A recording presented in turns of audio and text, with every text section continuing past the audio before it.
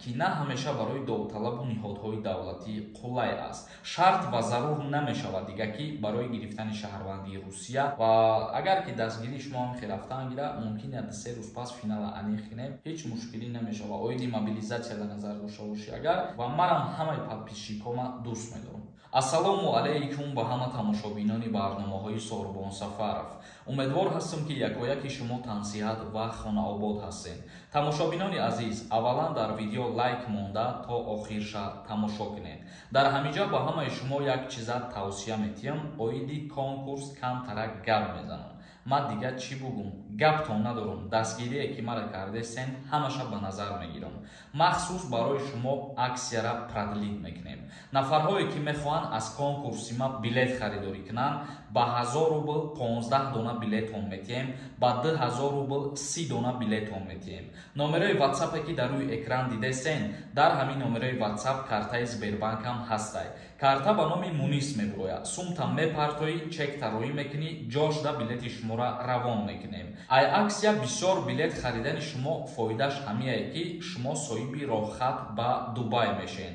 Мо 5 нафаре ки бисёр билет мехаранд, роҳхати Дубайшон метиҳем ё ки суми роҳхата наличка метиҳемшон. Ғайри и конкурси ма 68 дона приз дорад. Якта Мерседес, якта 015, конвертҳои пулӣ ва 10 дона телефон. Дастгирӣ кардана фаромӯш накунед. Агар дастгирии шумо ҳамин хирафтан гирад, 2 рӯз пас финала аниқ мекунам. Ногуфта намонад, то рӯзи финала дига аксия намекунем, и охирон рӯзи аксия ҳай. Ахбороти нав. Пешниҳоди додани шаҳрвандии Русия дар консулгариҳо дар хориҷи кишвар. Таъкид шудааст ки феълан довталабони шаҳрвандии Русияро зарур меояд ки ба қаламрави кишвар оянд, ки на ҳамеша барои довталабу ниҳодҳои давлатӣ қулай аст. Дар Федератсияи Русия пешниҳод карда шуд ки шиносномаҳои кишвар дар консулгариҳои хориҷӣ ба довталабон дода шаванд. Ин нуқтаро ваколатдор оид ба ҳуқуқи инсон дар Русия ва дар суҳбат бо РИА Новости пешниҳод кардааст. ҳоло барои дарёфти шиносномаи шаҳрвандии Русия довталаб бояд ба кишвар омада шахсан ба шуъбаи мақомоти умурии дохилӣ ё маркази сершуғли муҳоҷират муроҷиат намояд, зикр намудааст ваколатдор. Чӣ хеле ки худтон медонед, айни ҳол нафарҳое ки мехоҳанд соҳиби шаҳрвандии Россия шаванд, бояд ҳатман ба Россия сафар кунанд ва баъдан ҳуҷҷатҳои худшона пешниҳод кунанд ба маркази сершуғли муҳоҷират дар Федератсияи Русия ва ҳаминро пешниҳод карданд ки шаҳрвандони хориҷие ки мехоҳанд соҳиби гражданства шаванд, аз кишварҳои худшон дар коркунҳои консулгарии Федератсияи Русия метавонанд ҳуҷҷатҳошона пешниҳод кунанд. Шарт ва зарур намешавад дига ки барои гирифтани шаҳрвандии Русия ба Федератсияи Русия сафар кунед. Якум ин, ҳоло таъминоти логистикӣ вайрон шудааст ва дуюм ин, хеле гарон аст. ва қайд намуданд ки ба вазорати корҳои хориҷӣ ва вазорати корҳои дохилӣ муроҷиат кардем, то ин масъаларо дар онҷо бевосита дар консулгариҳои худ баррасӣ кунанд, илова намудааст ваколатдори Федератсияи Русия. Маврид ба зикр аст ки ҳамасола садҳо ҳазор шаҳрванди хориҷӣ тобеияти Русияро ба даст меоранд, яъне ки соҳиби шаҳрвандии Русия мешаванд. Ногуфта намонад, шаҳрвандони ҷумҳурии Тоҷикистон дар соли гузашта, яъне дар соли 2022 дуюмин шаҳрвандоне буданд ки аз ҳамада бисёр соҳиби шаҳрвандии Русия гардиданд. Мегзарем ба қисми як ахбороти дигар. Рӯзҳои охири март дар ҷумҳурии Тоҷикистон хатарнок хоҳанд буд. Кумитаи ҳолатҳои фавқулода ва мудофиаи гражданини ҷумҳурии Тоҷикистон масирҳоеро номбар кард ки эҳтимоли фаромадани тарма дар онҳо зиёд мебошад, яъне ки дар охири ҳамин моҳ дар назар дорам. Ин нуқтаро Кумитаи ҳолатҳои фавқулодаи ҷумҳурии Тоҷикистон барои шаҳрвандон эълон намуд. Дар феҳристи масирҳои хатарнок аз ҷумла Душанбе, Чанок, Нуробод, Рашт, Сангвор зикр гардидааст. Дар ғарби вилояти мухтори Кӯҳистони Бадахшон низ ҳаво хатарнок боқӣ мемонад. Кумита аз мардуми кишвар хоҳиш намудааст ки ба хотири пешгирӣ аз садамаҳои марбут ба номусоидии обу ҳаво ва рух додани офатҳои табиӣ ба шикор ва муҳодирӣ дар доманакӯҳҳо ва ноҳияҳои кӯҳӣ набароянд. Ва инчунин Кумитаи ҳолатҳои фавқулода низ таъкид намудааст аз роҳҳои кӯҳӣ ва ағбаҳо бахусус тавассути шоҳроҳҳои Душанбе, Хуҷанд, Душанбе, Хорух сафар ба нақша гирифтан хостааст, то ҳадди имкон эҳтиёткору ҳушёр бошанд. Тамошобинони азиз, акнун хондани комментарияҳоро шурӯъ мекунем. духтури дандон дар шаҳри Москва. Бародарони тоҷик дар хизмати мову шумо мебошанд. Ҳама намуди бемориҳои дандонро табобат мекунанд. Барои сафед кардани дандон, барои пломба мондани дандон, барои табобат кардани хунукиҳои дандон, ба рақамҳои рӯи экран дар тамос бошед. ҳатман аз номи канали мо муроҷиат кунед. духтури дандон бо нархи арзон ва дастрас. Ардашер Боқиев нависонда: ассалому алайкум, акаҷон мегуфтӣ моддаи 237 қисми сера ҷарима кардан мумкин ҳаст ё ин ки не? Қонунгузории Ҷумҳурии Тоҷикистон дар кодекси ҷиноӣ моддаи 237 қисми сера бо роҳи ҷарима аз ҷавобгарӣ озод намекунад. Яъне ки моддаи 237 кодекси ҷиноӣ дар бораи авбошӣ мебошад ва қисми якумаш ҷарима карда мешавад. Қисми дуюм ва сеюм бошад аз озодӣ маҳрум кардан дорад. Жизнь прекрасно нависонда: ассалому алайкум, ака патент накуниву 3 моҳа прописка карда ҳар 3 моҳ да граница брай биёй, то чанд бора мумкин аст? Дар ҳолате ки мигратсиони картаи работай бе патент ҳаққи истодан надорӣ. ин чиза фаромӯш накунед. Робия нависонда: ассалому алайкум, акаи Солимон, хоҳиш ҳамира бе ҷавоб намонед. Бе патент бе регистратсия дар амнистия кассатсия мекунад, ира мелки нарушения мешавад. бале, нафарое ки бо тариқи ҳуҷҷатвайронкунӣ, ҳуқуқвайронкунӣ маъмури хурд кардагиян, депортатсия шудагиян дар авф ворид кардан мешаванд. Нафарое ки даст ба ҷиноят задагиян, депорт шудагиян, авф барои ӯ касо тааллуқ надорад. Соро нависонда: ассалому алайкум, ака мегуфтӣ оиди бекор кардани ЗАГС дар Тоҷикистон чанд қа муҳлат метиҳанд ва алимента чӣ хел меспора падар, ҳатмия ё ин ки не? Агар ма бугум натия, метия ё ки не? дар ҳолате ки мисол бо тариқи ҳалномаи суд алимент муқаррар мекунад ва модари ҳамун фарзанд аз гирифтани алимент саркашӣ кунад, алимент ситонида намешавад ва муҳлати бекор кардани ЗАГС дар Ҷумҳурии Тоҷикистон аз 3 моҳ то 6 моҳа дар бар мегирад. Амина нависондай: акаи Сормон, ассалому алайкум, илтимос ба саволам ҷавоб медодем.